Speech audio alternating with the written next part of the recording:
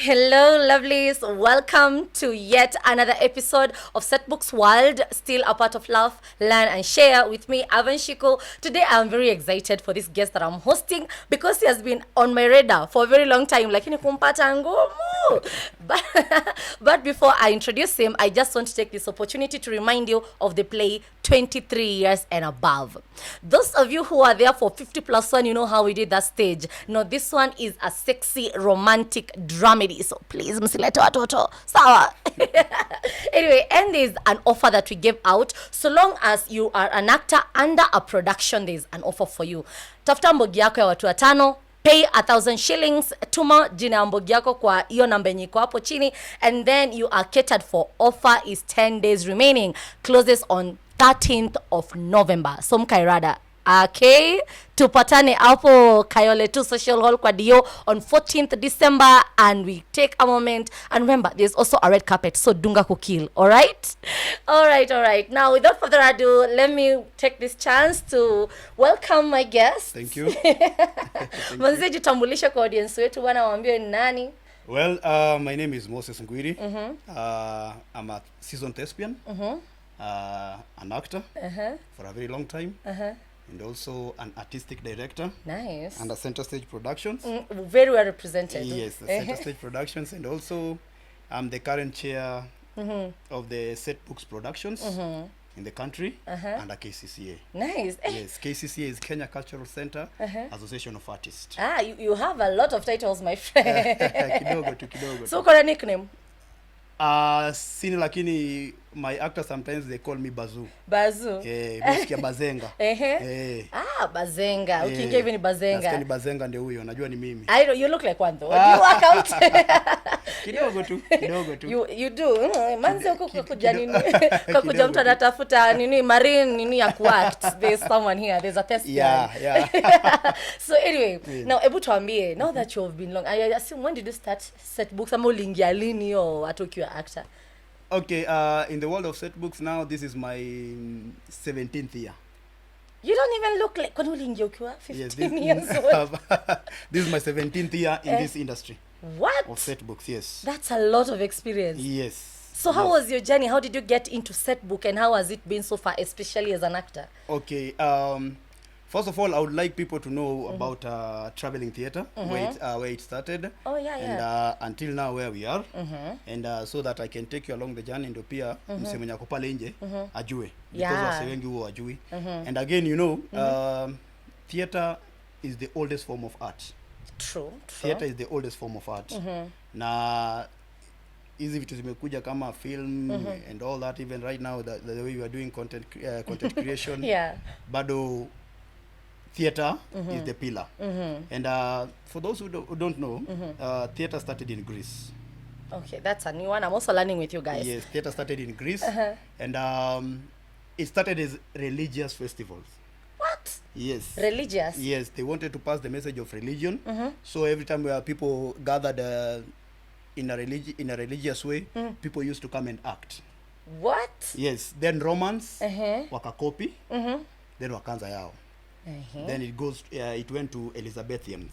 What? Then Elizabethans, that's where you tulipata the greatest playwright, Shakespeare. Yes. So even though the theater ilianza, then it grew all over the world. And started spreading across the world. Yes. So, but now traveling theater. Now you see theater, when you say theater, people know that there's a building somewhere and people should go and watch. Yeah, majority of people. Yes, that is the theater now. Wanaenda theater.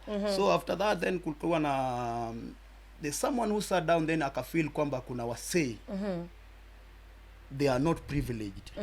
Unaona? Kuwatch hizi plays. So what do?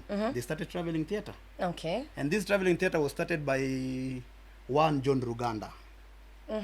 Yes. So his vision was like to take the art to the people. Because some of them cannot make it to come to the theater. Some people cannot come to the theater. Yeah, because they live so far away. Yes. So he decided that in 1966 he decided to start 1966. Yes, he started traveling theater. Guys, in Uganda. And John Ruganda is from Uganda actually. 1966. That is when traveling theater began. Yes. Wase? And actually he started it as a free. Very free. Just 2 years after he became a republic. Yes. Che. So he started traveling theater in Uganda, and he traveled a lot. You know, Uganda is a playwright, a very great playwright. And then after that, there was some upheavals in Uganda, so he decided to come to Kenya. Okay. Yes, and he became a professor in the UON, University of Nairobi. Then he brought the traveling theater with him in Kenya. Akaanza sasa akaendeleza huko. Sasa huko Kenya. Unaona? Wakati alikuja huko Kenya, akaanza traveling theater. Kwanza traveling theater, you know, that was in 1976. Yes, akaanza traveling theater. Then there was a playwright, Mkenya, Ngugi wa Thiong'o. Yeah, Ngugi wa Thiong'o, yes. Yeah. Ngugi wa Thiong'o also used to perform, but in Kamiredho. Okay, in his homeland, pale Kamiredho. So they used to call themselves Kamiredho theater players. Okay. So they used to play hizo books, hizo stories zake, The Black Hermit, Ngahikadenda. So yeye alikuwa anafanya pale Kamiredho, but now John Ruganda akaanza ku travel all over the country for free. Then he met Mulwa, the guy who wrote Inheritance, yeah. Yes, walikuwa naye pale. He's a very good writer. Yes, Inheritance was a masterpiece. Yes. So akashikana. Then traveling theater ikaanzia hapo. So when they first began it, were they doing it also in school, or they were just doing it like in different social halls? Actually, they were doing it for community.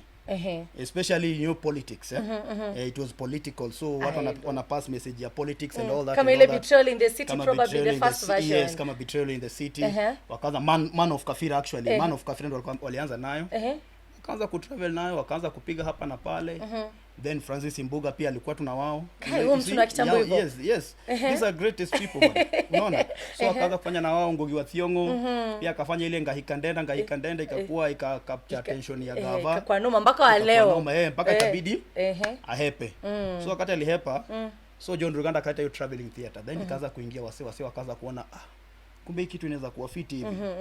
Then wase walikuwa wanafanya Setbooks. Setbooks was still there even in high school hata kitambo. Then so what we used to do, walikuwa wanatoa filamu, cinema, because hakuwa na local nini, hakuwa na local si local actors, hakuwa na hizi local books ambazo zilikuwa zina nini. So people used to watch classicals, you know, classicals like Romeo and Juliet. Then you want to tell me instead of books they used to like watch and then you examine from what you watched? Yes, so walimu wakakuwa innovative, you know this is a journey of innovation.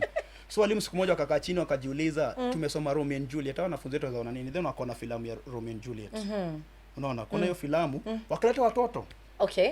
Kwa shule. Then it started exciting them. Wanafunzi wakafeel, wow, kumbe kitu inaweza kuwa fiti. Then tu hapa tu Wakenya wengine wakafeel sasa. Kwani watakuwa tu wakiact through classicals peke yake, and yet we have African literature books. Yeah. Like now Concubine iko pale, Man of the People iko pale, John Ruganda mwenyewe is a very great playwright. The Burdens was there. So wase wakashikana, wakaform an amateur theater. Okay. Traveling theater, and they started acting those books. Now in schools? No, it was not even in schools. They started acting in Nairobi. Okay. Kenya National Theatre.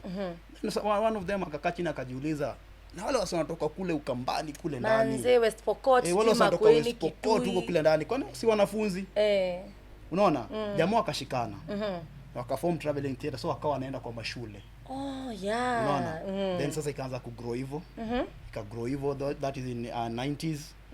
Then when we came to early 2000, some people commercialized it.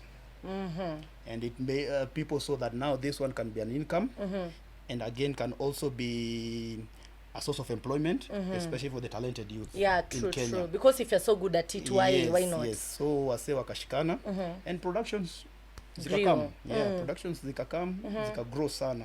Productions nyingi, bado kulikuwa na Vision, ingine inaitwa Vision. Akaanza, then kina Mbalamwezi, Mudamba. We, hiyo ni group gani Mbalamwezi, Mbalamwezi, ile jamaa anaitwa Mudamba. Ni mtu anaitwa ama ni group? Yes, is a thespian. How come I don't know these people? One of the greatest thespians in Kenya. Actually, that's why we need to learn history. Yes. So, I don't know the history of Setbooks. So yes, so these guys wakakuja wakaanza, then from there some others, you know, so that every time when someone starts something, kama gari vile lianzishwa, kuna msee alikuja akatengeneza kitu moja ya gari, then kuna msee mwingine akachukua ka develop ingine, then kuna msee mwingine aka develop kitu ingine. So kuna sio akakaa chini wakaona yenyewe hii traveling theater, let it not be like an amateur now. Because then wasio wako wanashikana wanasoma vitabu, then wanaenda kwa shule wana perform. Then zake na production kama kina Jichofo zikakam, the Planet Theater zikakam, that is in early 2000s, wakakuja, then ikakuwa professional kabisa sasa.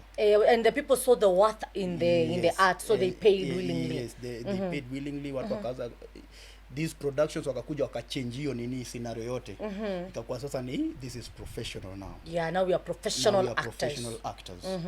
And now we have to do it professionally. True. Even though we are traveling theater, we have to do it professionally. Wow. Though you know traveling theater, you cannot do it like theater because you know you get dynamics, your stage and all that. Maybe some places and the traveling. And the traveling you cannot carry all those things. The logistics are quite different. Yes. So Jichofo wakaingia, Planet Theater wakaingia, groups zingine zikaanza pia kuimaja hapo. So tukakuja theater kaanza kuendelea, so nikijoin already theater now it was already established now. It was well established. It was well established now. Yeah, in 2007 so nikajoin, nikaenda audition. Yani 2007? Yes, 2007. Ndio nilikuwa wapi? Lakini nilikuwa big, yes. Just wewe mimi mtoto, I'm a big girl. 2007 we went for the auditions, then by then productions kulikuwa na hiyo Jichofo, kulikuwa na Planets, kulikuwa na Jawabu. Jawabu ni kitambo hivyo? Yes, Jawabu, there was Jawabu there. Actually nilienda nika audition Jawabu. So your first production to audition in ilikuwa Jawabu? Yeah, ilikuwa Jawabu. Then sasa wakatuchukua, then sasa kidogo mazee sisi ni wa kukam. Sisi wa Nairobi. Ulikuwa unataka piga shaki wapi? Sisi ni wa kukam na hii. Muranga. Hapana. Hapa tukiambu hapa. Hiyo sasa hiyo ni Nairobi, ukisikia Kiambu ni okay, now ndio ndio. Sisi tukakuwa wa kukam, then kidogo Jawabu ikakuwa kidogo, ikakuwa Ngori. Then but tukaanza kudirectiwa hapo, tukaingia production ingine inachochangamka pia. Yeah, I think nikikuja pia nilikuwa naisikia. Though nowadays it's not there, is it? No, it is still there. Yeah, it is still there. Changamka pia nikajoin. Then that's when my journey in theater started. Hivyo ndio uliingia sasa. Hapo niliingia. Wewe ulijioneza act aje? Ulikuwa una act shule, drama ama nikiwa from school tu, nikiwa high school. Actually nikiwa high school mimi nilikuwa andika plays zetu za drama. What? Kwani ulichopia wapi? Ulichopia wapi? Kashule tu kingine tu kutoka Kiambu, imagine. Gari unajua unasema kashule labda ni big. Hapana, si kabigi, ni kashule tu kadogo. Kalikuwa ka district school by then. So hata kukua na story ya drama. Kwanza principal alisikia tu tunataka kufanya drama, mazee akapiga nduru. Usijali amka solo, hata mimi kwa hiyo. Akapiga nduru akasema, "Uwi." Kwa nini? Sasa hii pesa yote nitatoa wapi? Shule ni ndogo ina hizo file. Nitatoa mwalimu wa drama wapi? Nitatoa hizo script writer nitamtoa wapi? Nikainuka nikaambia mwalimu nitafanya kila kitu. Then tukafanya. What? Imagine tuna mpaka provincial with your script and your directing. Yes. What? Yes, so kwanza hapo mazee nikafeel hii ni kitu ambayo mimi ndo nikataka kufanya. Watu wa Setbook alikuja ulikuwa wale wa how do I get into theater? Exactly. Unafanya skizi na mali zangasha unakuja nataka kujeni kitu yenye how do I do? Nitafanyaje? Kwanza nakumbuka hapo kuna jamaa fulani anaitwa Haywood. Haywood ndio nilipatananga na yeye aliperformia, then nikaenda nikamtafuta Haywood, nikamuuliza naweza nikajoin aje. Sasa akanipatia namba ya by then Madam Veronica Mwaura. She was the producer then hapo Jawabu. Then akanipatia namba yake, then sasa tukanini hivyo. So tukaingia theater, ilikuwa fiti 28 2007 tukaanza performances and all that. Then tukajoin Jichofo. At least Jichofo now it was a bit professional at least. You did theater back then, Ama, because they also had a traveling and a theater one. They had traveling and they had also theater, but some nilikuwa nafanya theater because bado we are still in school. Bado uko kole, so lazima uweze ukaenda traveling hizo siku zote, so nilikuwa nafanya theater. Me and my brother, my twin brother is also an artist. Nice. Yeah, I know him. Yes, you know him. Yeah. So tukafanya naye Jichofo, tukaendelea, so the journey began. Hivyo ndio imekuja mpaka saa hii. Mpaka sasa ukajikuta venye huko. Wewe ulikuwa unacheza Rouge shule, that is out of question, but did you play Rouge? Imagine I never played Rouge. Then how come like ama yote ni chuma ya sai? I never played Rouge. Shule yetu tunge play Rouge bana. Shule yetu ilikuwa akrofa. Shule yetu tunge play Rouge. Hata athletics bana. Rouge ni nini? Sasa mlikuwa mnafanya nini shule yenu basi? Hakuna drama. futa kabol kamoja akangeshinda shule. Volleyball unaona, futa volleyball. Na cross country. Na cross country. So ulicheza gani? Mimi nicheza volleyball. Mimi am a volleyballer. Yes. Volleyballer? Mimi am a volleyballer. Ulienda mpaka wapi na farthest? Volleyball tulienda kuna time tulienda mpaka provincial tu hapo. Tukapata wase Masudanisi wengine. Wakawanyorosha. Masudanisi wanoma. Mtu anafu. Unamwangalia hivi. Najaribu kublock hiyo ball wapi. Ngoi. Jamaa anawatandika. So you were not always this tall? I was tall. But you know Sudanese wewe? Mtu ni unajua huyu Gen Z mtall huyu. Goliath. Huyu ni mfupi huko. Wewe acha bana. Mimi nakwambia huyu akienda huko yeye ni mfupi. Ama boy bwana alikuwa anatoshana huko bwana. Kwani ni shule gani ilikuwa na basi? Ilikuwa ni Tigoni, inaitwa Tigoni. Ilikuwa hapo Tigoni bwana. Waja mama Sudanese walikuwa refu bwana. Mazee jamaa walitutandika bwana. Ngapi? Walitutandika bwana. Waliwalaza watoto. Mazee walitutandika bwana. Mpaka tukaona mazee tunafanyanga nini? What tunadu nini? Up your games. So nilikuwa nacheza shule. But mostly I was in drama. Drama ndio ilikubeba kukubeba. Drama I was in drama sana, yes. So tuseme ulipenda sana. Yes. So hii experience yako kulingana na groups zenye umetaja, it seems like you didn't have such a bad experience even when starting off in theater, like unlike other people wenye nimehost before, wao walikuwa na such a bad beginning, like ilikuwa rusty. Yako inaonekana iko mbaya sana. Nani? I've hosted like for Tuzidi, his was rough. Mzito yake ilikuwa rough, na yeye alikuwa like na stories za alibua pesa, hawakulipwa, waliitishwa pesa sijui ya transport. Yako iko a bit smooth sailing ama kidogo? My friend, I think ukiingia theater, it is baptism by fire. Get ready. Yes. You have to get ready, baptism by fire. By then it was baptism by fire because lazima mtaenda, kuna mali mnaenda mnakosa kulipwa. Kuna shows mtapiga muambiwe story. Kuna zingine bado, yani ilikuwa noma. So tuseme watu wengi wenye waliingia wengi hiyo time ilikuwa yani unabaptizwa by hiyo fire. Ilikuwa inabaptizwa, yani it was baptism by fire. Na so the moment as the time progresses, hiyo ndio ilichangia ukakuja sasa currently you director stroke producer. Yes. Could that be part of the reason why you decided to do your own thing to test the waters and see whether you could do something different? Ama what led to that? No, that was not the part. That was not the part of it, but I wanted change. I wanted change in the industry of Setbooks because that kuna jamaa fulani best yangu sana wa filamu. Tulikuwa naye juzi. Akaanza kuniambia ati anasikia nataka kuchange industry ya Setbooks. Wasanii wafanye nini? Wasanii waishi fiti wa Setbooks. Akaniambia nisifanye hivyo. Why? Anataka pia wapitie chenye wao walipiti. Ndio msee akienda kwa filamu anafanya nini? Anafeel wow. Yani wanataka bado Setbooks iko kama stepping stone, but we don't want that. When nini ilikuwa trigger, like the trigger moment? Nini ilifanyika like it was a trigger moment from an actor and you decided, you know what, this thing must change? Okay, siku moja I remember very well mazee tulikuwa tumepiga show. Na tukapiga show, sitataja ni production gani. Sitataja ni production gani. Tukapiga show bana, tukamaliza ilikuwa mbali. Tulikuwa kule Samburu. What? Kwa Samburu kwa Wamba. Tukapiga show bana, tumekaa tumefika Meru. Ni saa 4 usiku mazee tumechoka. Dere pia amechoka. Then tukadecide bwana, Dere akasema bwana mimi siwezi nikaenda wapi? Siwezi nikafika na hai. Unaona? Siwezi nikafika Nairobi. Sasa itakuwaje mazee? Producer alikataa kutulipia rooms bwana. And Dere amechoka bwana. Dere amechoka bwana. Dere ikabidi tu aende pa gari pale kando bwana. Mkalala nyinyi wote ndani ya gari. Mkalala wote ndani ya gari. Plus producer. Hakuwa hakuwa. Sasa mimi nilikuwa nimekaa kwa ile kiti ya nyuma huko. At that time were you anything unofficial as no, I was just an actor by then. Nikakaa hivi tu. No, I was a stage manager by then. In that production, yes, I was stage manager. Nikakaa hivi baadaye nikasema siwezi nikataka kitu kama hii tena happen mse mwenye anakuja nyuma yangu.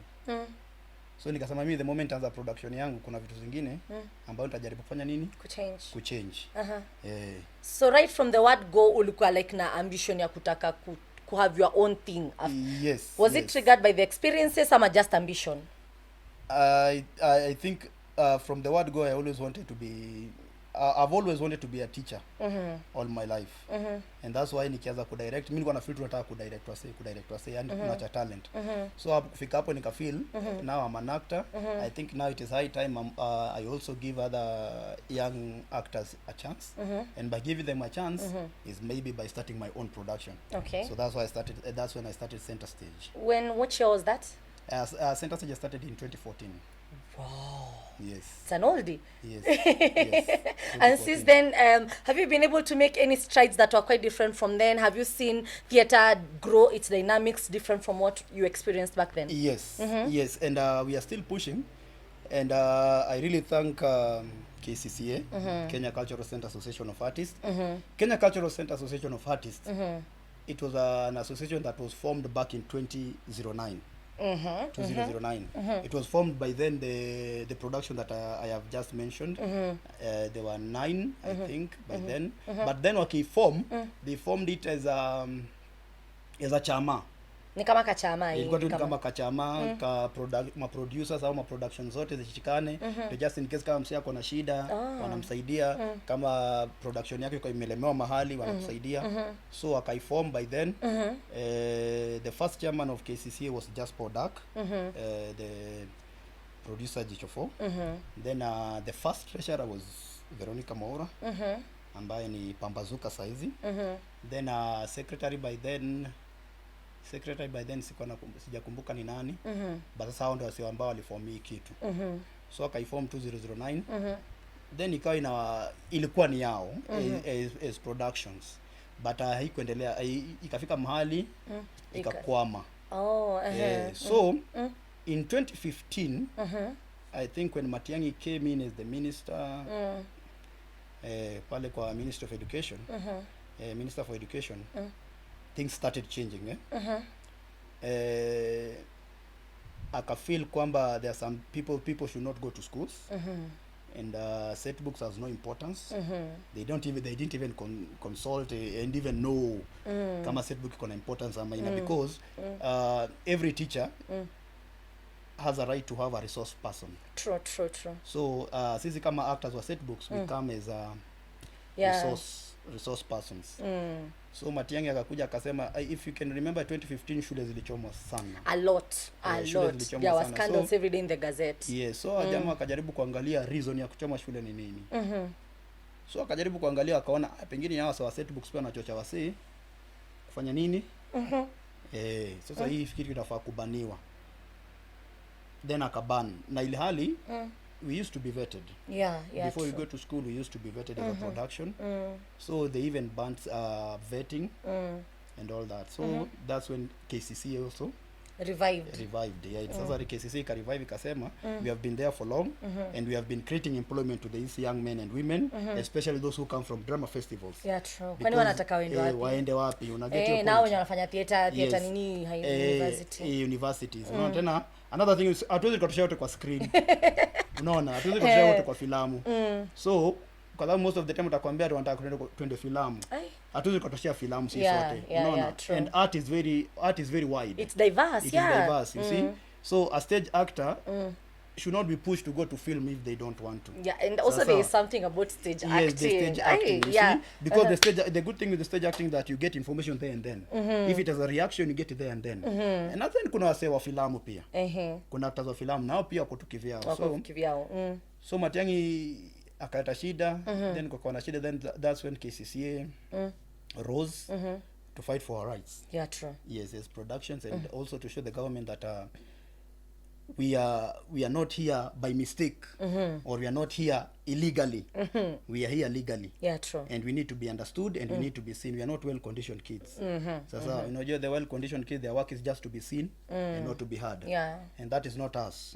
Our work is to be seen and also to be heard. So we started fighting, we started giving them everything. They wanted good conducts.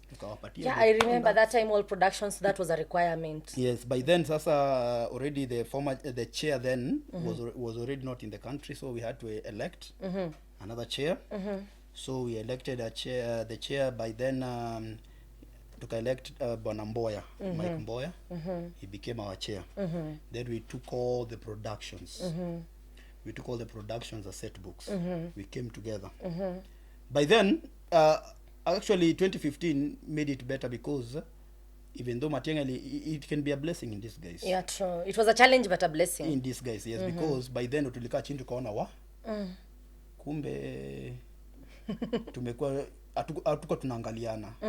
Msee atamka tu asubuhi ameform production, ameenda ameingia kwa shule. Amefanya vitu vyake pale, amefanya mambo yake. Then anakuja.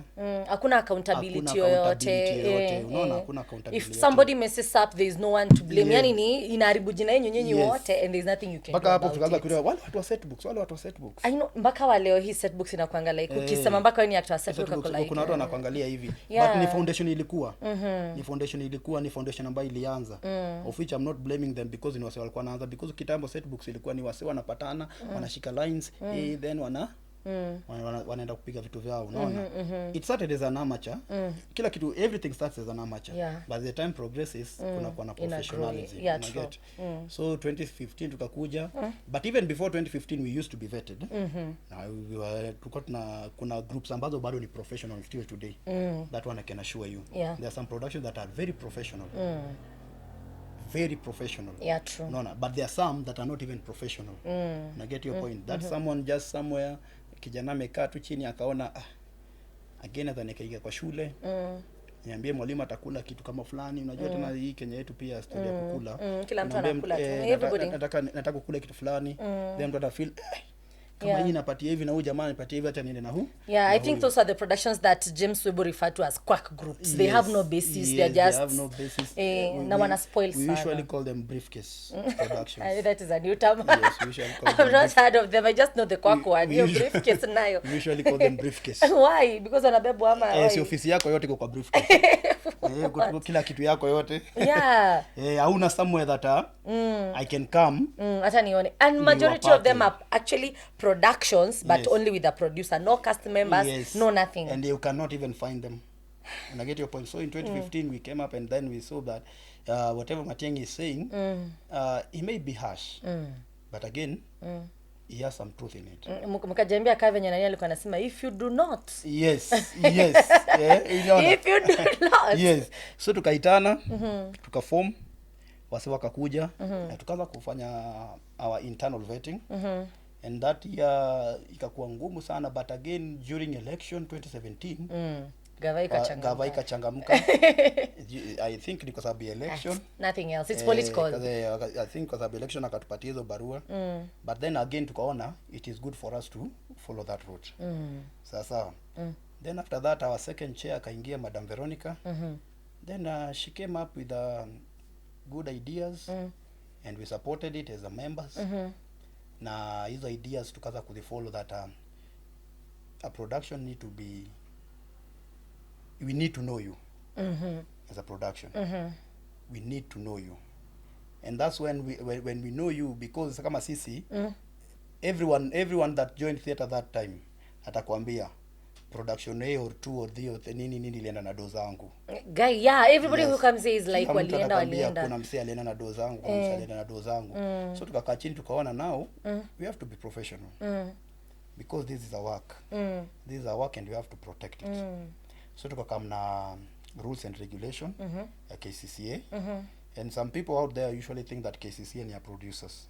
Actually, most of the people don't even know what Kccaa is, because sometimes back, before we did this podcast, I had taken after my last interview with Webo, and also to Zidi, I wanted to know whether it's true, whether to test the waters to see whether people know about Kccaa, and majority of people cannot, if you ask them, what is Kccaa, they just know it's some association that oversees Setbooks, but they can't even tell you what the name Kccaa stands for. Like, they don't know. I think the information channel is kind of blocking. That's why I'm here today.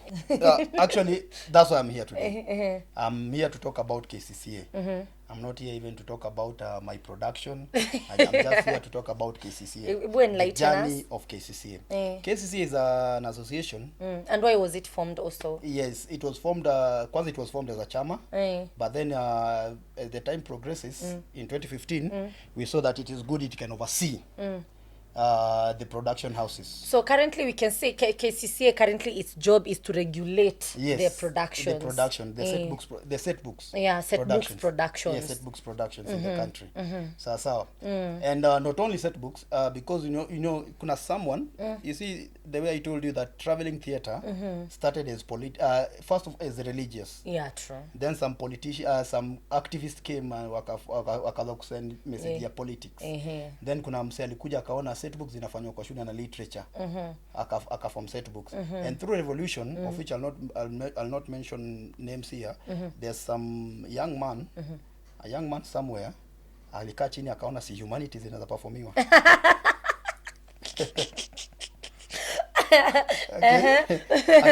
Akaona si tunaweza fanya St. Luke Gospel. Na siko ni ya form 2. Na si tunaweza fanya hizi vitu za form 1 tunaweza fanya and then si tunaweza enlighten kama mwanafunzi anaambiwa aende aone the 10 commandments. Sasa akiletewa kwa stage asione ule mzungu, aone Iva sasa hapo. Aone Yesu hakuwa white. Yes, aone Yesu hakuwa white. Unaona? Then ikakamsa tukashift tuko na Setbooks, then we have humanities. Yeah. So KCCA regulates both. Both the humanities side and both the Setbooks side, the literature. True, because the Setbooks industry is expanding each and every day. Ideas are coming up every day. Ideas are coming up every day. Yeah. It is called innovation. Unaona sasa? So KCCA naturally is to regulate the production houses. We have our bylaws, we have our laws that if you want to join KCCA as a production, you need to follow it. About tell us what if today I had a production and I wanted to join KCCA, what do I have to do? First of all, you have to register your production or your company or your business. That is number one. Under KCCA? No.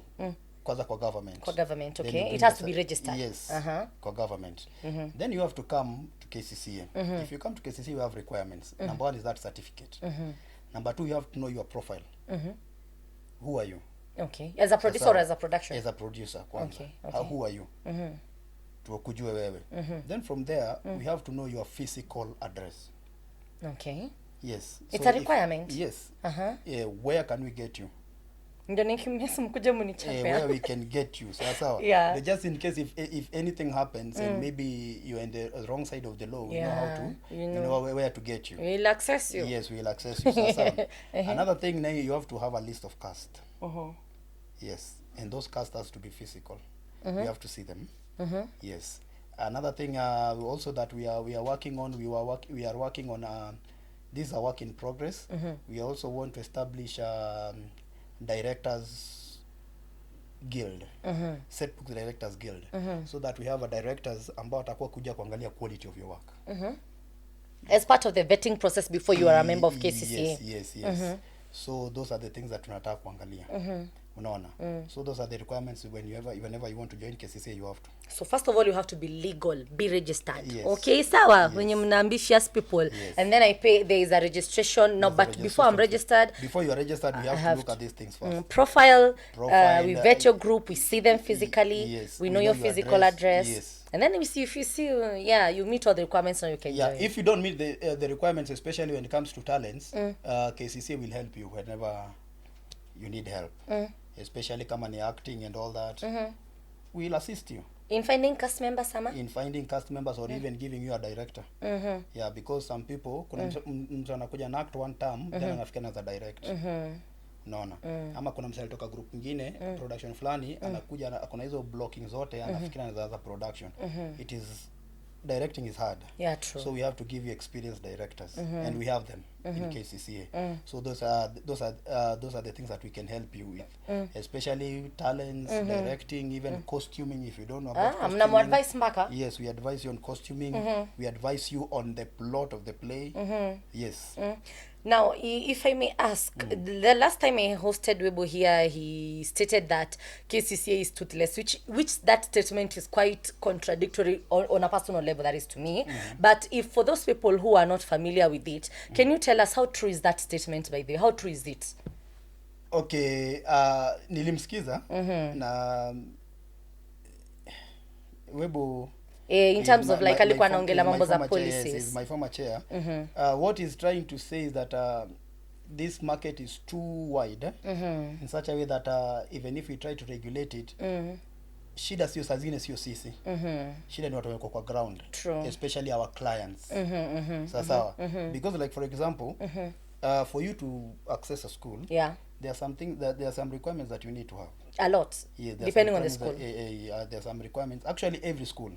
But most of the clients usually overlook. So most of the clients usually. Okay. Thank you. Most of the clients usually overlook. So sometimes, what he meant is that we can use these rules and we can be having these laws, but there's someone somewhere atafanya tu vitu zake, then aende huko kwa ground, then client amchukue. Oh yeah. Yeah, true. Yes, because you need to have a vetting letter. Sawa. You need to have a recommendation letter.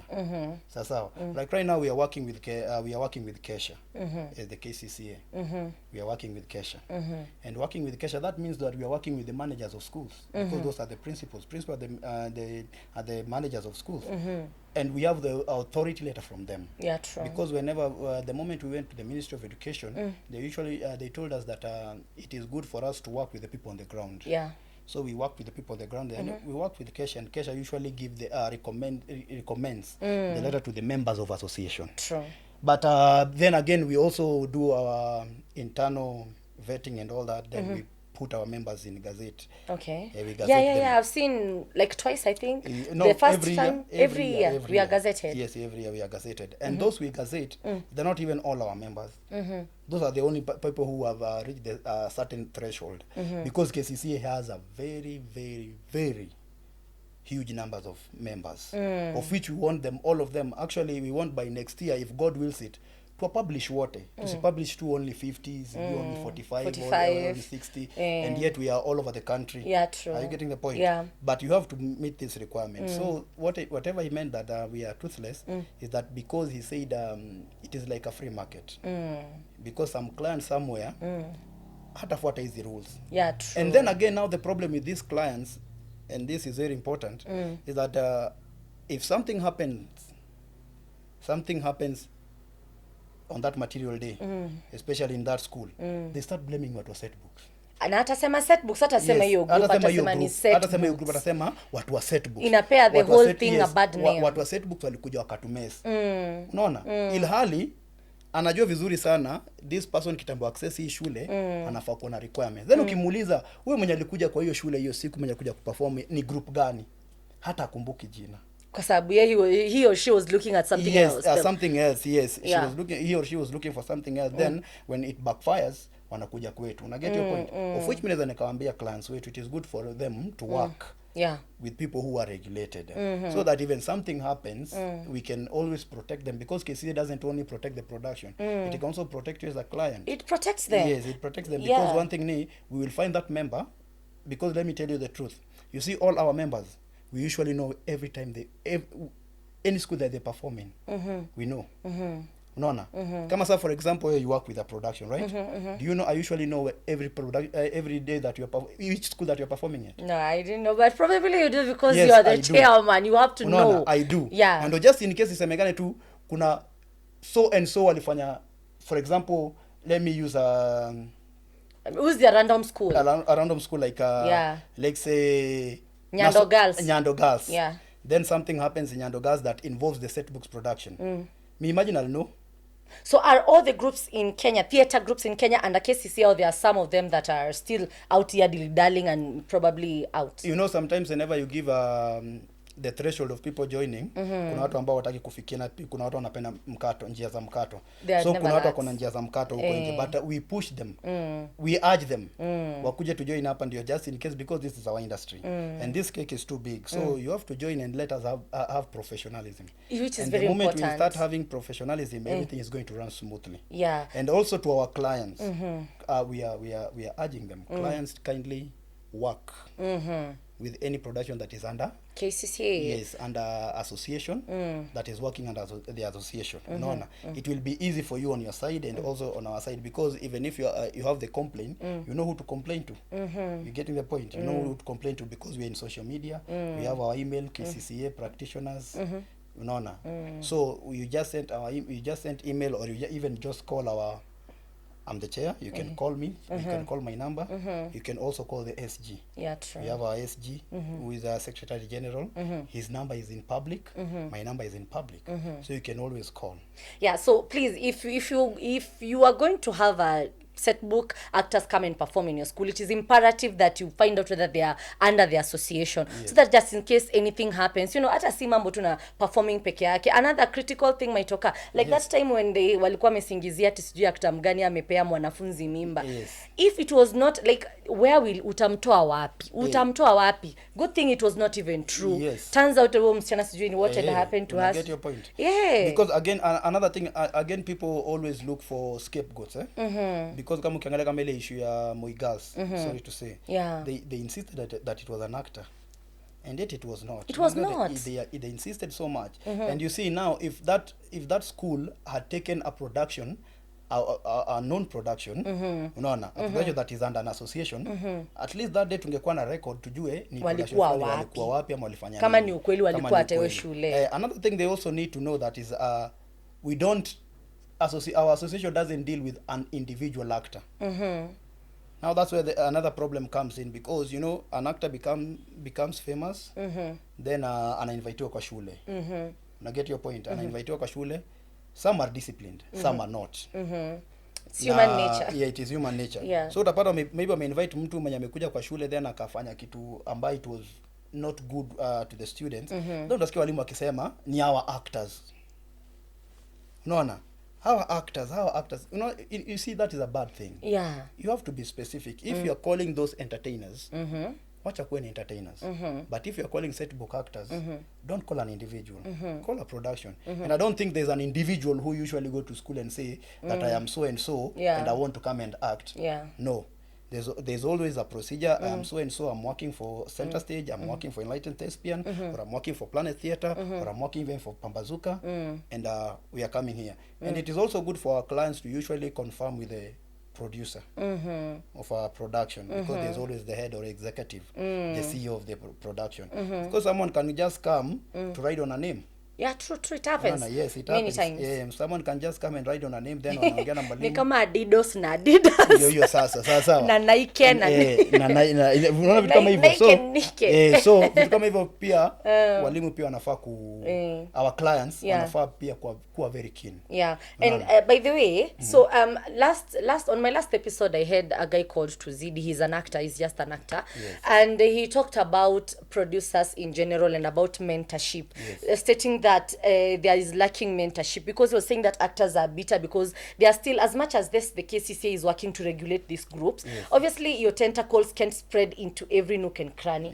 And he claimed that the very first time when KCCA was beginning, it was like up and about, like the people are consistent, because I remember even during the COVID time, the KCCA came up na mradi ya kunini actors, by the way, mlikuwa mpaka mnawapea unga mchele to find the actors who are facing a hard time.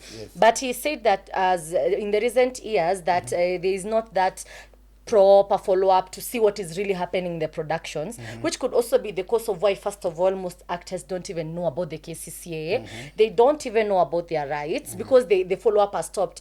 He said that during those days, you could find that the members of the KCCA or the officials are selected to come. They just pop up randomly in a group, and they come and check to see what is happening. Make questionnaire to the actors. How are you? How is the going? Is it good? Are you being treated well here?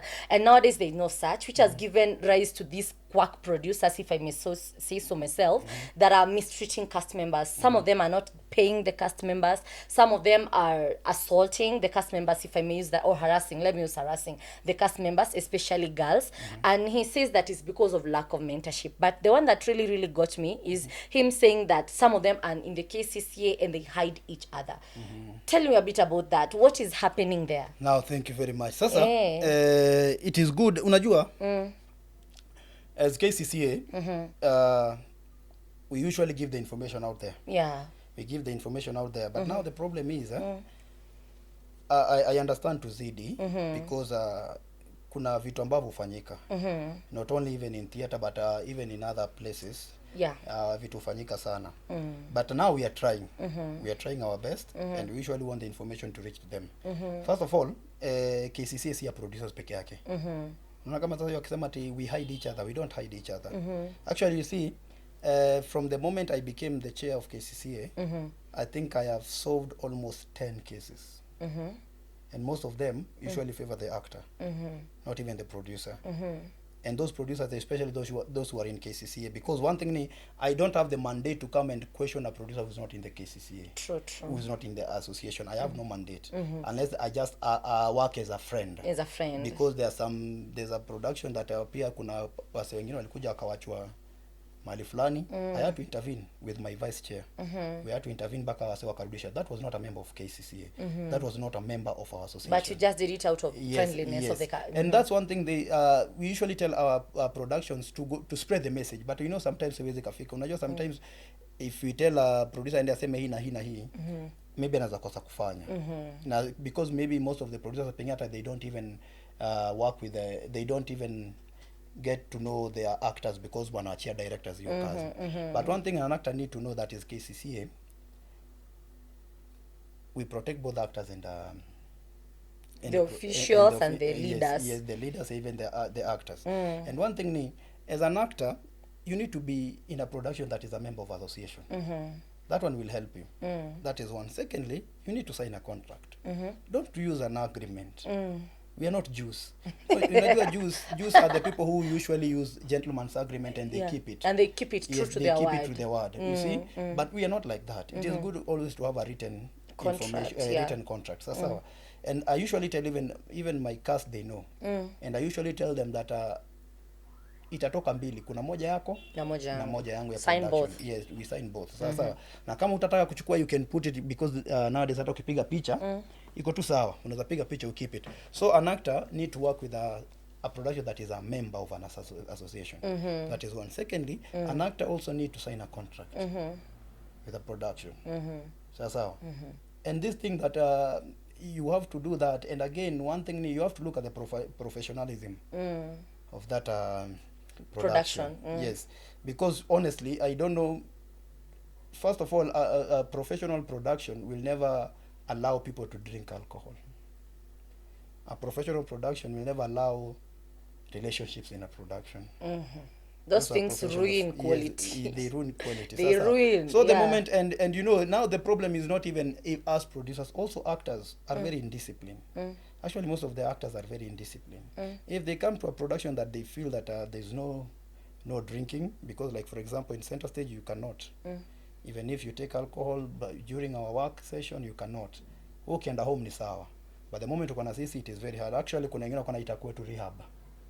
There's some guy who used to call center stage as huku ni rehab. Unaona? But so some of the actors are also indisciplined. Very indisciplined actually. They want to come and do whatever they want. They don't want to follow the rules and all that. Are you getting the point? So also actors on their side, they also have to be streamlined. And I'm glad nowadays I see them themselves actually in their WhatsApp, in their socials. I usually see them wakijaribu kucorrectiana, and that is a good thing. Actually kuna msee fulani kuna kesi nilikuwa na solve. Then there's another guy who talked badly about Kccaa. Then the actors walikuja kaambia whatever you are saying is not right and it is not true. Na nikaona yenyewe jamaa wanafanya kazi nzuri, because actors usually think they are all right. You see, Kccaa cannot only protect actors but cannot only protect producers. We protect both, because for example an indisciplined actor, you have signed a contract with a production, then katikati you want to breach that contract. And maybe that contract say if you breach this contract you lose this amount of money. And that actor loses such amount of money, they start saying that production Kccaa is protecting their member. We are not protecting our member. That is his right, because unachaje production katikati. Why are you breaching the contract? So actors also need to be disciplined. And us on our side, we also need to play our part, of which we are playing. Especially, Setbook production has been, there are some producers who are older, and there are some people who also fear change. There are some people who are resisting change because we are coming up with minimum payment. We don't pay actors, we appreciate them. We come up with a minimum appreciation. Are you getting the point? Because you can never pay art. Yes, sir. Yeah, you only appreciate it. So every time you come with a minimum appreciation, that this is the amount that you should give an actor, some producers feel that we are attacking them. Nona. And these are the conditions that you can give an actor. Because one thing ni an actor needs to anafaa kulala. Hakuna vile niambia utoe actors travelishe usiku mzima tena apige show tena usiku tena unataka kumrudisha Nairobi. It cannot work. You need to give an actor because at least kuna wenye to travel usiku, that one is understandable. Piga performance, they let them rest. No, then again tena unawatoa tena unapeleka mahali pengine, so those conditions need to change. Na sasa niulize, of course the Kccaa is doing all it can, but going forward, ama now that you know these things are still happening, mna plan kufanyaje ndio find out what is happening in these productions? Because it seems nika tu venye gava of course imeka rules, but something still happen under their nose. So unajua kuna zile zenye mwezi like you can't see everything because you're not everywhere. Sasa for example, how do you plan on infiltrating these productions and finding out what is happening? Na hii information ya Kccaa for the actors to know. Unaona kama wengi wanaingia, for example, this is the end of the year. So definitely there will be people who are going to join productions, right? So how will you make sure that they know about Kccaa? Well, first of all, Kwanza our new actors. Especially it is your work. You as an actor to also inform other actors about Kccaa. Because like you said, we cannot be everywhere. And and the producers are gatekeeping. Do you know that the producers are gatekeeping? Yes, now we have a lot of gatekeepers. Yes, actually, they are wanazuia kwanza hata wataki your story. We have a lot of gatekeepers. Sasa especially na ndio maana unaona watu wengi sometimes they are afraid of joining association. Because they know if they are under association, they will follow this rule and this rule. They will be watalazimishwa. Watalazimishwa kufollow hizi laws. So wanaona wacha wakae huko nje. Then another thing ni actors, I don't know itawafikia aje, but now an actor, if you're working with a production, you have to work with a production that is under an association. That one will help. Unajua iko sawa, lakini sasa shida ni au maakta sawaambi. Unajua from the most of the people who are in the Kccaa, apart from of course this Kccaa Actors Forum that is there, most of some groups didn't even bother telling their actors to join that forum. So most of them are out, so they'll never find out about Kccaa. And for example, ma SM na ma director wenye wanajisikia wamefika wanaenda nafungwa their small productions. Au maakta hawataiambiwa because honestly these producers have no money to pay them the amount of money that Kccaa tells people to pay. So utapata wengi wako nje. How do we ensure that this information inawafikia? Is it, I don't know, which channel do we use? So which channel? One thing ni first of all, if a producer, maybe a production sees me maybe working to their production houses, some of them even are insecure. Some are even insecure. So what we usually do, I usually tell actors to spread the message. Actors to spread the yeah, spread the message because nyinyi mnapatana sana na mnajuana sana. It is good for you. Muulize, are you a member of an association? If you're not a member of an association, mbona ukue huko? Unaona, huyo mtu ukitaka kumpata. Another thing ni they can always reach to us. My number is public. Tuko kwa social media, tuko kwa Facebook kama Kccaa. Wacha wafike pale watuambie. Because actually we want to change the narrative. We want to change this narrative ya actors wanawachwa sijui mahali fulani, actors hawakulipwa. Kuna production sijui imechukua actors ikawapeleka mahali then ikakosa kuwalipa, ama sijui aliwapeleka Bungoma then akafanya nini akawawacha. Those are the things that we want to change. Na sasa by the way I have an idea. What if, because it has never been done before, most of the things that we have been having are prayer days, and probably when we meet like kama hii yenye ina happen near place ndio. What if you, I don't know, if we did a team building? I don't know how possible that is, but a team building, producer definitely ataambia watu wake juu it's a team building. And then at the end of the team building, we could, have a session at the end of the team, tell people about these things, because I think that will bring the teams together. At the same time, we'll give actors, what do I say, togetherness, like watapatana, wajuane kutoka different productions, because most of the actors don't even know each other. Kama mimi, kuna groups ambao sijui cast members wao. I know cast members wapo Hall na pengine wa Jericho wa pali fulani, lakini kuna wenye wanarihasia Thika, wengine siwajui. Kuna wenye wanarihasia sijui Kambani wapi, wengine siwajui. But if it is possible to have like, I don't know, a national team building or something, it would be really amazing. That is one thing that is in the pipeline. But we usually want to start with the prayer day. The moment you come in prayer day, we usually spread the word. But again, the way umesema kuna gatekeeping. Kuna wase ambao wataki members wao wajue hivi vitu. Naona, na it will be, I don't want to be seen as a dictator coming to a production maybe and then start talking to them. But as an actor, you have the chance of talking to fellow actor, no, these and the things that are required.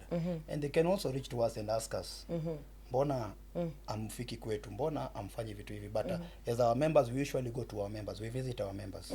We visit our members. I think I was in your group the other time. Yes, you visit randomly. Yes, wanakujanga randomly. Yes, I just came and ukaona tu niko kwa production yenu. Yeah. So I visit most of them, but I cannot visit maybe all of them because maybe because of time. But actors are the best to spread the message, because there's a new actor that will come to your production. It is up to you to inform them. Yeah. And probably also send them the link of KCCA. Yes, send them the link of KCCA, actors forums for them to join, and we talk. Sawa. And again, as an actor, don't be afraid of reporting a producer to us. Yes. The one mistake that actors usually do, and sometimes they feel that we ignore them. First of all, they expose someone in the socials, and then they come to us. Already expose mtu kwa public opinion. Why do you want us to follow that? That's why I keep quiet sometimes. But it is good for you to come and report to us. Wacha to deal na huyo mtu, then after that you can decide whatever you want to decide, but we always find the solution. We always find the solution. And those guys that nimehandle cases zao, they can even tell you. Most of them are actors, walikosana production. Tunakuja utapata kuna kesi ambayo unapata kumbe huyu alikuwa indiscipline, or this other one. Kama an actor, if an actor was indiscipline, we just tell them. And I'm really glad, because most of the time, every time tukipatiana kesi, huwa kona pia meetings zao na meet wakimit. I'm glad that nowadays even actors themselves are telling each other hapo kufanya poa. Kweli. And that is a good thing. Una get your point? Because hata sisi tukianza kusema huko saidi yetu, because tunajaribu kuosha nyumba yetu, pia actors pia ni vizuri wafanye nini? Waoshe nyumba yao. Yes. So umesikia, kama uko hapo na wewe ni actor, please inform people of KCCAA. For those who don't know what KCCAA means, please, KCCAA is Kenya Cultural Center Association of Artists. As umesikia ni ya artists, so si ya producers. Ingekuwa na pia hapo mwisho ingekuwa ni ya producers. It's for all of us. Also make a point of joining the KCCAA Actors Forum, because you'll be able to know a lot about acting in general, and also about what is going on with the producers, okay? Also, don't be afraid of speaking out. If you cannot speak out to a producer, then speak to a fellow actor. Afikishe ujumbe, si ndio? Use the right proper channel, and as you've heard, they are ready to hear you and solve your issues, na hakuna favorism hapo, si ndio? So speak out, sawa? Because kuna wase, maybe wata comment tu, maybe one day watasema yenyewe Kccaa alifanya nini? Alisolve issue yetu. Sawa. They will say, I know they will comment, maybe wakiona hii kitu, wata comment. So it is something that is working. We are a work in progress. Now, this is the last question I'm going to ask you about KCCAA.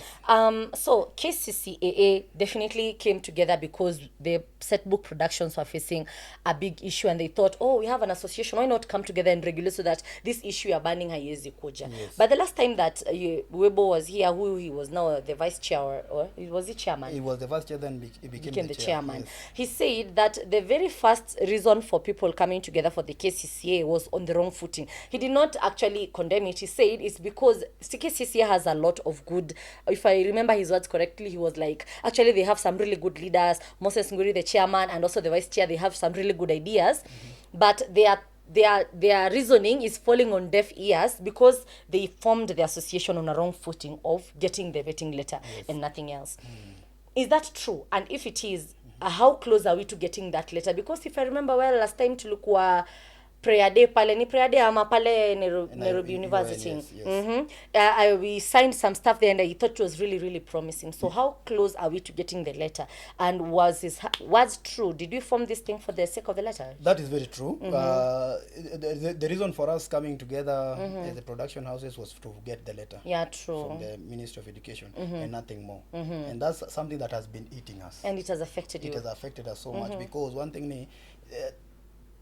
we want this association not only to be for letters. We want this association to be for industry, because let me tell you the truth. You see, you see here in Kenya, the only form of art that is promising is Setbooks. That one I can assure you for free. Because Setbooks, you know, from this day to this day, I'll be having some performances. However little money I have, I can panga myself with it. These other forms of art kesho utaamka uandike poetry dancing bado ja nini people have not even appreciated the nini poetry ati msee akuja alipie poetry na kuna mapoetry na kuna unaona ati msee akuja alipie poetry anaona kama that is wastage of time. Ni majoke tutaenda majoke. Yeah, even public performances, public shows pia kuna ndio the Kikuyu industry ya theater at least inajaribu sawa actually peke yake inajaribu hiyo ndio at least utaona every month there's a play somewhere, there's a play somewhere, at least watu wanatokezea. Lakini hizi zingine it is very hard even hata kwa sorry to say even kwa screen unapatiwa role sawa then kidogo uambi umeenda majuu unajua hivyo role yako imeisha hivyo unaona then tena urudi kwa mawe unaona but Setbooks unajua from January this date and this date I'm going to have the certain number of shows and then second term this date to this date I'm going to have certain number of shows and third term this date and this date I'm going to have a number of shows so Setbooks is the only consistent, actually guaranteed, guaranteed form of art unaona so whatever my former chair said, it was true that we came up we started on a wrong foot and we really need to change that mentality and we have really tried though kuna wengine bado wako huko but I'm glad kuna wase wanaangalia vision yetu especially vision ya hii chairmanship ambayo iko saizi na hii executive members ambao iko we want to get out of the just letters. We want to have an association that every member feel at home. We want to have an association that an actor will feel at home. We want to have an association that an actor will know that this is his work or her work. Because right now there are some people wanategemea hii job yetu. Yeah, because but it's really nice because Kccaa has also come up with a housing called Wasanii Housing. By the way, for those of you who are not aware, there is the Wasanii Housing program, which is really promising. And it's not just for the producers, it's also for actors, whereby their vision is to ensure that a Setbook actor can own a home. Unaona, own land. Let me tell you the truth. It is actually Kccaa is stable. Kccaa ndio tuko na shida zetu hapa. Tuko na mashida yetu hapa chini na hapa kidogo. But at least we are stable because one thing ni tuko na Wasanii Housing. And Wasanii Housing is open to every artist. Unaona? Setting ya producer peke yake. Lakini acha nikwambie kitu inadhalilishwa huku chini. Kwanza producer, okay, it is a good idea, but most producers who cannot attain that, instead of giving the idea to the actors, they are busy tarnishing it. Hiyo Wasanii program kuna mahali nenda. So like now that's where I was coming actually umefika kwenye kwa taka you see msee kama na feel hawezi kitu wase huanza kutanish kitu mimi ana tarnish aki unaona na hiyo ndio kitu ambayo imekuwa kitu kula sana msee akifeel kama sa for example I can even show you my phone all productions will ask me how can I join Kccaa then the moment you give them the requirements and they see it is very hard they start talking badly. Awafiki threshold. Awafiki threshold them sana za kuongea vibaya. Anaanza kuongea vibaya anasema sijui nini mtaka kufanya sijui asi nini. Then akienda kwa actors and you know actors are because sababu kuna wakati mwingine nilikuwa naenda kushoot vioja and I'm glad I met some actors wa Setbooks na nikaanza kuongea na wao akaanza kuniambia bwana kumbe Kccaa iko hivi. Nikamwambia Kccaa ati sisi vitu huwa tunaambiwa vitu after you talk to them a bit about it vitu sisi usikia huku nje ni vitu vingine tofauti but I say producers spoil hata si about the Kccaa peke yake even like other productions different things you hear a producer talking badly about Kccaa about Wasanii Housing program about other things and therefore the actors who are below him because they see him as kama venye wanasema bazu pia uko anamuona kama bazu so whatever he says they believe it na inaharibu vitu mingi sana actually unajua kama mzazi producers need to know that hao ni wazazi ndio kitu wanafaa kujua yeye ni mzazi na unajua kama mama ama baba chochote tunaambia mtoto usikia anasikiza kabisa na ana follow ana follow hiyo kitu kabisa and ndio nakwambia naturally we were found we came from a very wrong foundation because kama sisi kitambo we used to say that sisi ni wanoma kuliko the other production it used to be a thing it used to be a thing sawa hata mnakuja mnapata na productions zingine hata msalimiani na get your point yani mna feel nyinyi ndio wanoma yani ni kitu ambayo imewekwa na hiyo ndio kitu ambayo mimi najaribu kufight I think ni foundation ilikuwa wrong unaona na hiyo ndio kitu mimi najaribu kufight because most of the time hata sometimes kuna wakati mlikuwa na gala hapa Kayole you used to have galas. They were very entertaining. Yes, they were very entertaining, but at the end of the day you see someone anakuja tena na maybe ana feel maybe you are good, so baada ya ku appreciate you are good, anaanza kuongea vibaya. Yeah, your point? And that's something that has been eating all Africans, I think. Unaona? It's a problem. It's a problem with African. Unaona? Because badem say ku appreciate mtu. So those are the things that we want to change. We want to change the, from the letter thing, from the producers thing, now to this an association of this a set book industry. In set book industry. Me, I want a set book industry, and I'm really glad I can mention few productions that I'm seeing their actors are living well. And I'm really, really glad. I get your point. I'm usually proud sometimes nikikuja kusikia wase wamelipwa pesa zote. Unaona? Of which most productions are making an effort to do that. Yes, most of the production, and I'm really glad for the upcoming producers actually. Unaona, for the upcoming producers mazee kudos sana.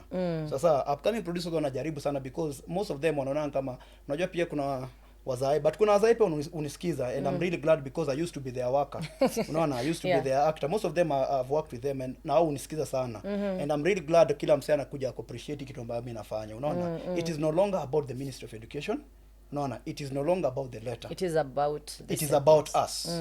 Sawa. It is about the producer, it's about the actor. Sawa. And this is our job. Everybody has to know that it's ours. This is our job. Unaona? And the moment you start trash talking your job, surely where are you going? Where are you going? Unaona? Where are you going? Na hii ni about actors. Actors nataka kama Kccaa right now we have actors forum. Sawa, of which inajaribu ku pick up, of which we bring the actors on board. We don't want only to be meeting as producers. Every time we have a meeting, we want to have an actor there, so that an actor can tell us 1 and 2 and 3 kuna kitu ambayo mnafanya hivi ambayo si right, ama kuna kitu tunataka muimprove. Public, like sort of like a public participation, but public for participation actors. for actors. Sawa, yes. Every time when we're having our AGM, because we also want to develop, because we have directors. And another thing people need to know that there's a difference between a director, an actor, and a producer. Unaona? So we want to make it clear for Kccaa. For a director, akwe director, because there are some people who are good in directing. Sawa. There are some people who are good in directing. Sawa, upcoming directors. Sawa. Na wako sawa. This jamaa, let him stick there. Na apate haki yake. Una get your point? Because for example, nyinyi mko na director wenu. If you director wenu anaweza pata job 2, 3, 4 na imlipe vizuri kwa hizi production, he can live well. Then there's a producer who knows how to produce, and they are not directors. Let him stick to producing. Sawa. And also there's an actor somewhere who needs our effort. Unaona? Huyo actor pia anafaa kuishi vizuri. Anafaa kuwa anapatiwa dues zake. If they agree this is the amount that I'm supposed to be given, let him get that money, or let her get that money. Sawa. If someone is kama msana feel ana feel amenyanyaso mahali, give them that space ya kuongea. Unaona? Because the industry ni yetu. Yeah. So about that letter, how close are we? Very close. Very close. Moves? We are okay. You know sometimes what usually paralyzes the letter is the change in government.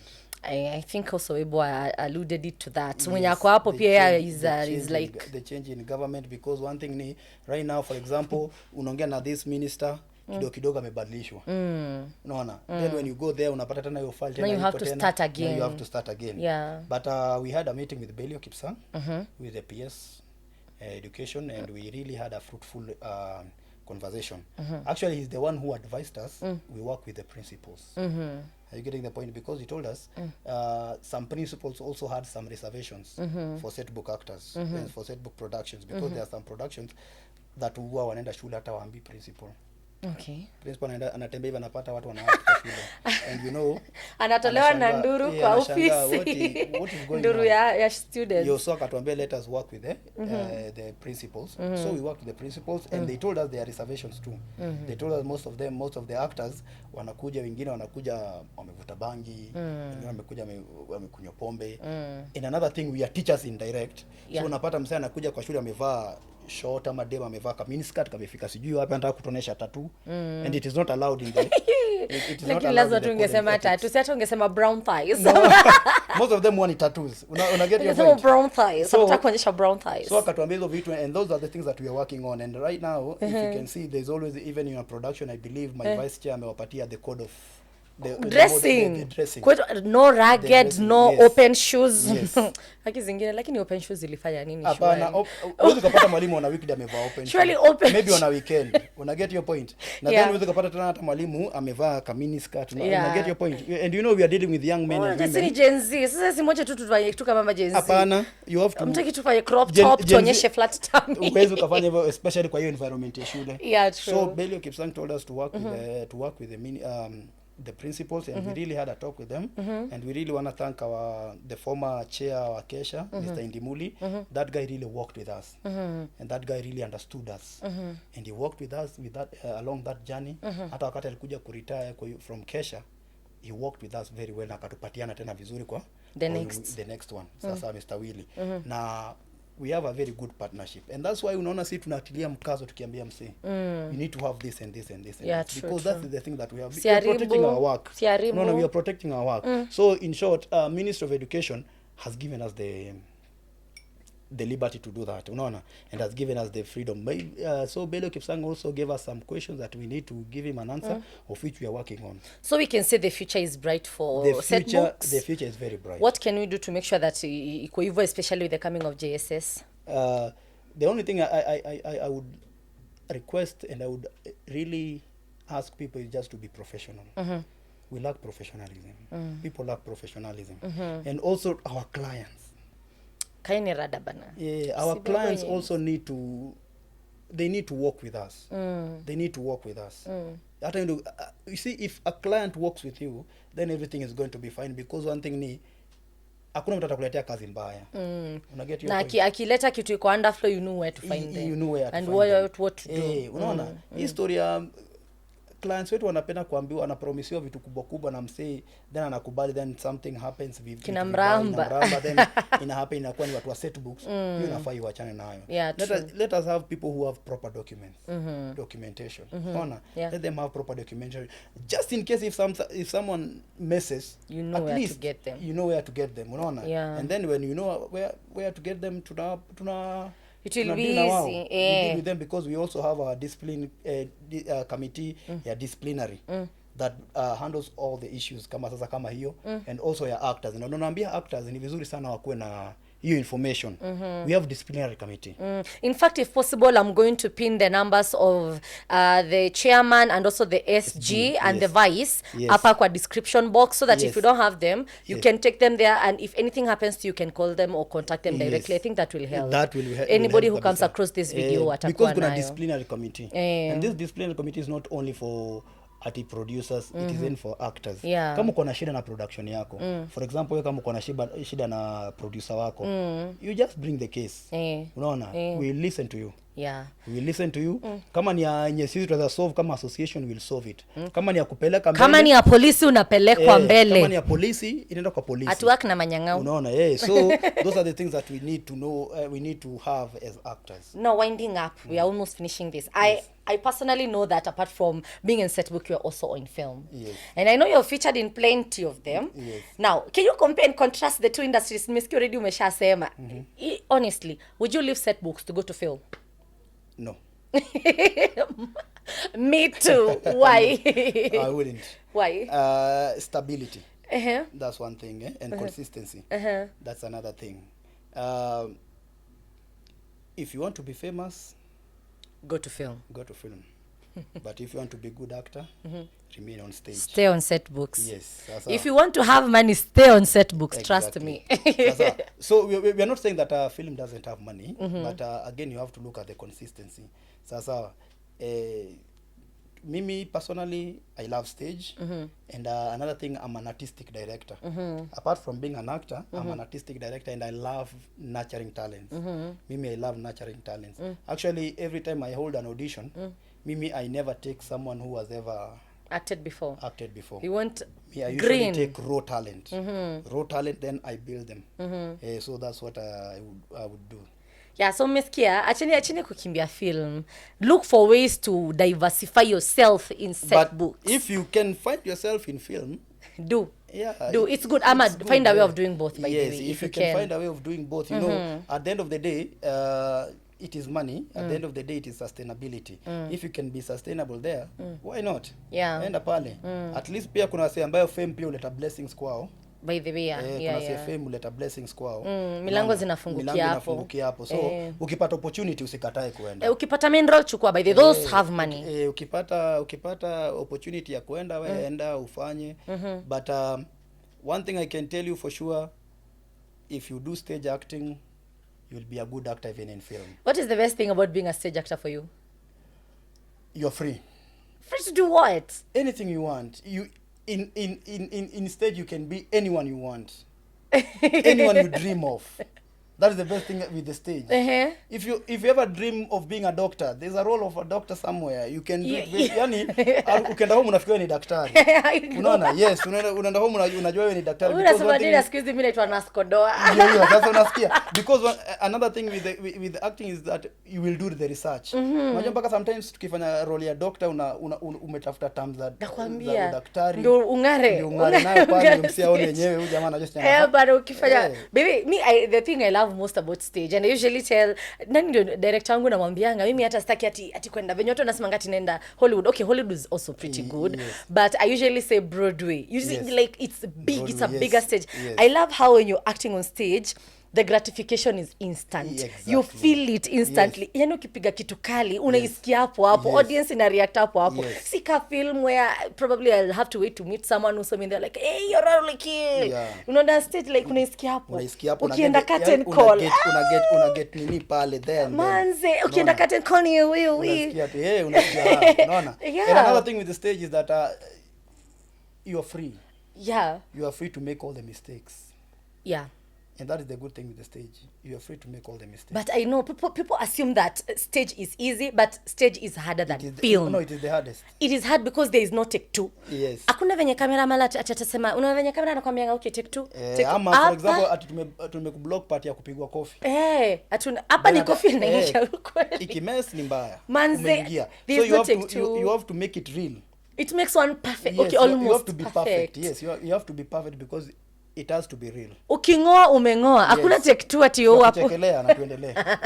Tuchekelea tuendelee. Okay, nguo ikiraruka kwa stage ni unasonga nayo. So I think that's the beauty of stage. Yeah. Now Setbooks has future. Now I just want to tell actors kwamba Setbook imegrow.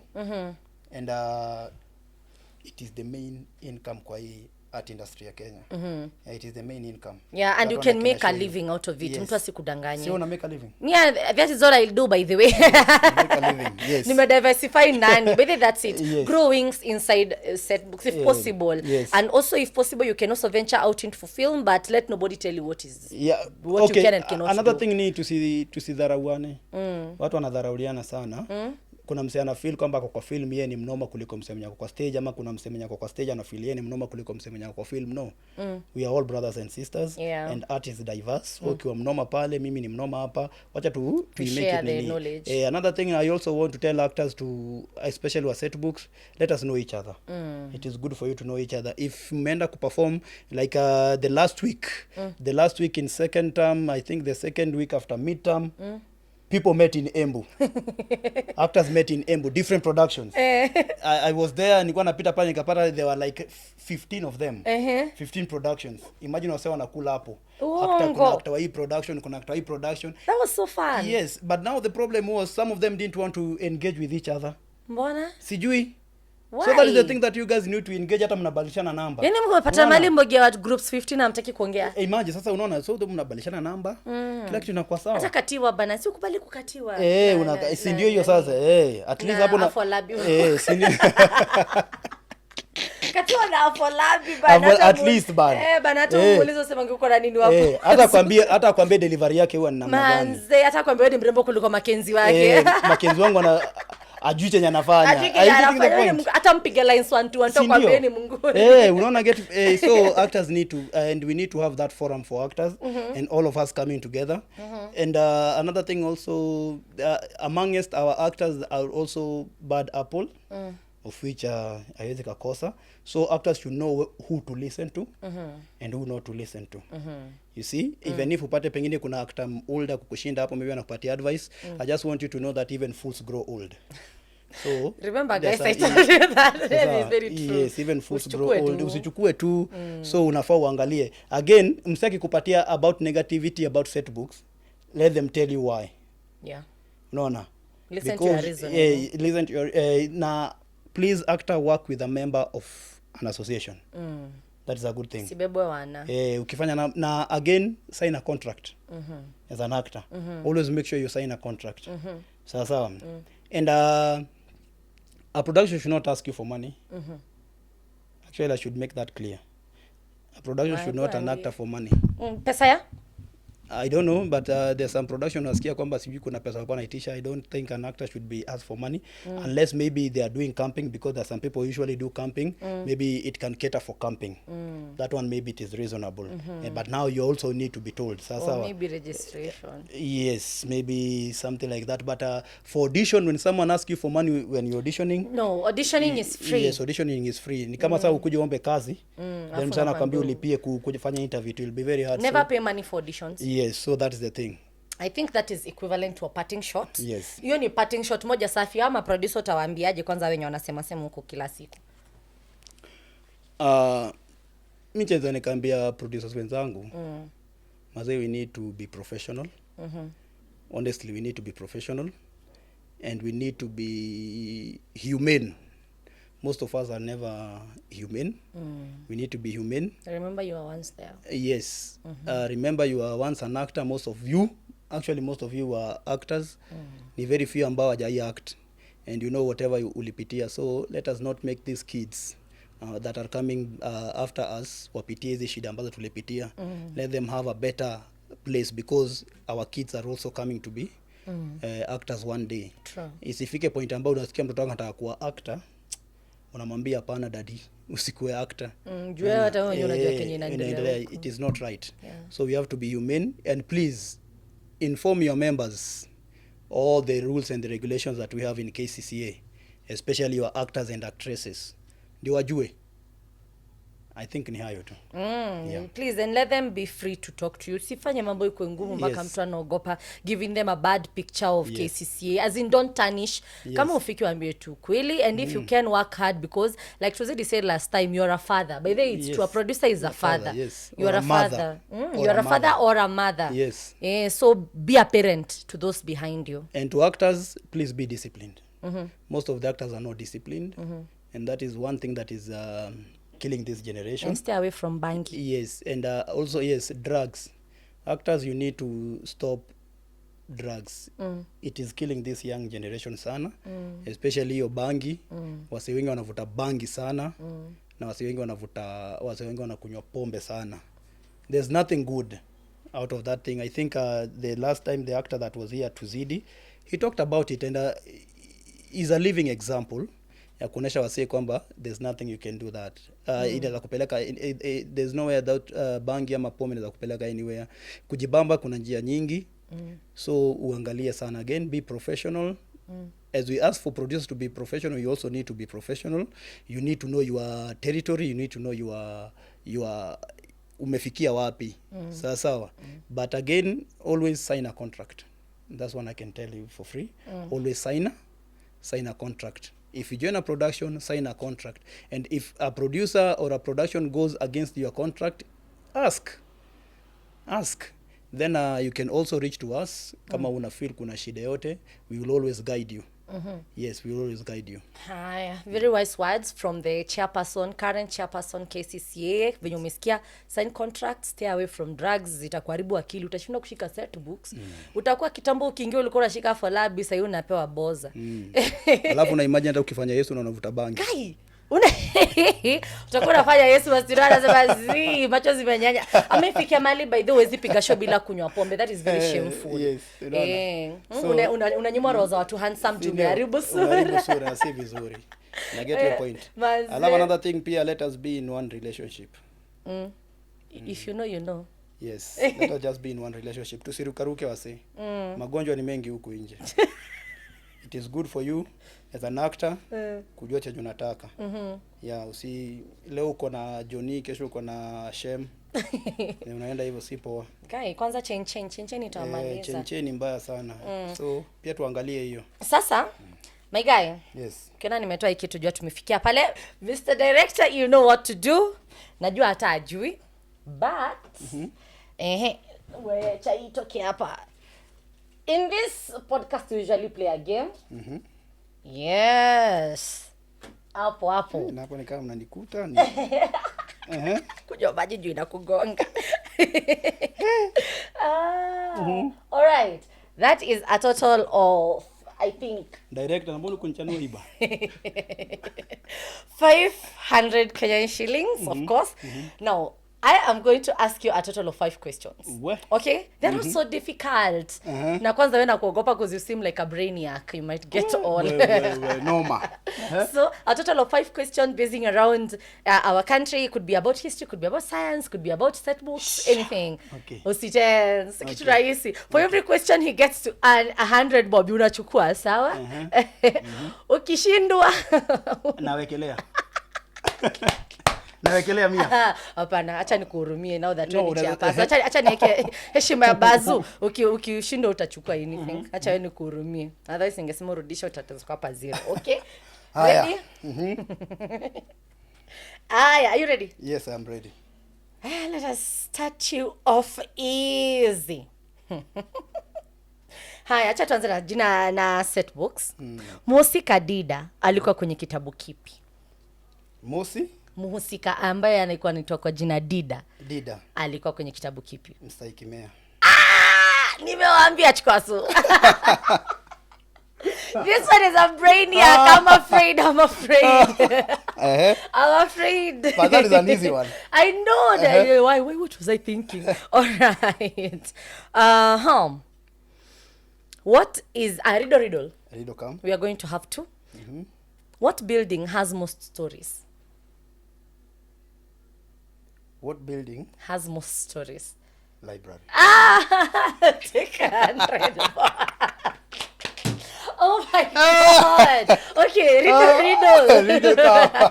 What is at the end of rainbow? What is at the end of the rainbow? W. Take 100. What the hell? Umtanifilisisha. He's making me broke. Uyanifilisisha. Guy, God. All right. What is the tallest building in Kenya right now?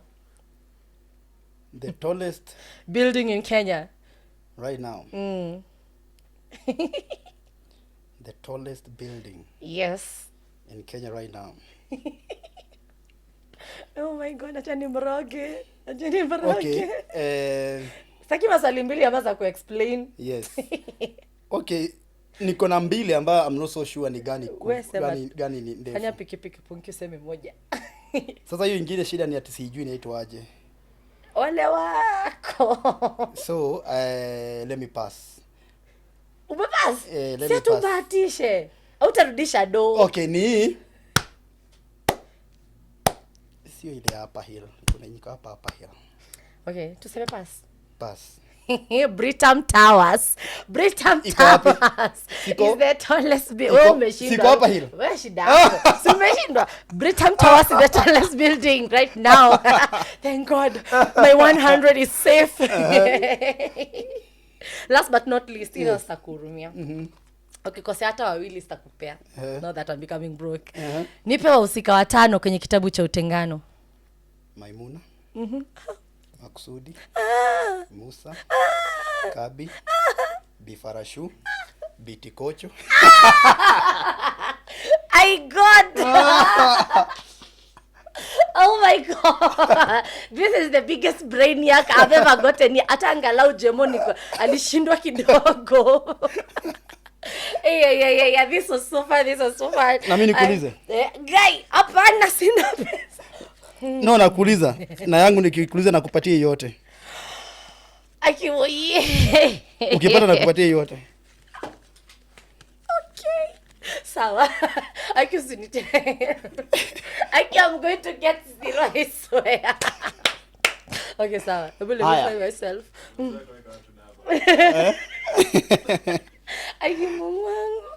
Hey, guys. Okay, sawa. Hii ni simple. Very simple. God. Sawa. Kwa hii conversation yetu, John Ruganda alikuwa nani? He was we can say like the father of traveling theater, if I may say so myself. Yes, alikuwa mwanzilishi. Yes. Amefanya nini ingine? He's a playwright. Do you know any of his book? Wait, is maswali tunipero base? Do you know any of his book?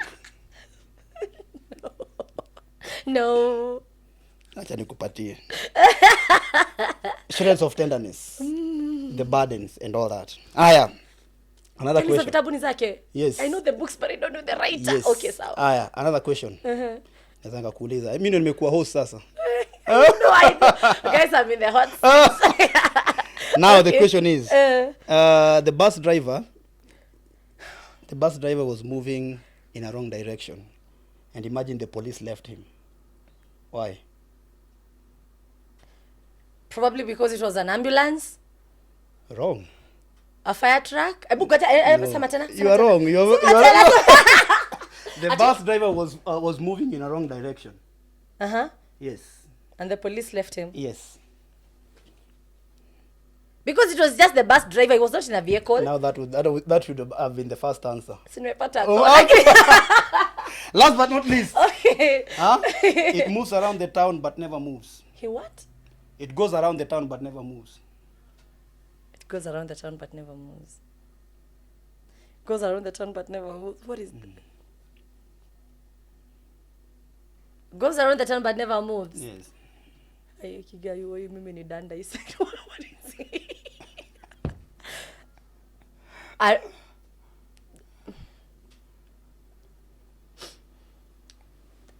Sun City. Thank you very much. What is it? Niambia basi. Si watu watakujibu kwa comment. Guys tell me the answers. Ikini kwa comment, it moves around the town but it goes around the town but never moves. It goes around the town but akina najua ni kitu ujinga. Ni venye tu akili yangu ifanye kitu ujinga. Most of these things zinakuwa ni kitu ujinga. Ni kitu wenye unajua. Guys, I think I'm becoming stupid. I just made 100 bob. Put it down in the comment. It goes around the town but never moves. Yes. Enlighten me, but nevertheless, it has been really amazing. Asante Sarah Mose for coming. Thank you. It has been fun. Also, guys, thank you for watching so much. I'll meet you on the next episode. And don't forget, 23 years and above, 14th December, Kayole 2 Social Hall. He will be attending, yes, and many more will be coming. Don't miss this chance. There'll also be red carpet. Come to shike mapicha, to pige moments, and parting shot. Stay away from drugs, okay? And be unified. Jua ma actors. Imekuwa real. From us to you. Bye. Thank you. Umekata? Okay. Kwa hiyo 23 and above. Sawa. Naweza nika promote watu kadhaa. Allah. So kama kuna msee atapata hiyo jibu, atachagua mbugi yake watu 5 nitawalipia. Mmesikia hiyo guy? Wekeni kwa comment mwenye atapata jibu analipiwa. Yes. Utafute mbogi yako ya 5 mlipwe na. Yes, utuambie una production gani? Utafute mbogi yako ya watu 5. Then ndio mlipiwe. Kumbuka offer ni ya 5 people. Yes. So ukipata tafuta mbogi ya guy wase. Wekeni apata mimi natafuta mbogi yangu ya 5. Anyway, thank you so much Mose. Sawa. Manze, bye bye. See you on the next one. See. Akiwa leo mimi nigozia shwali.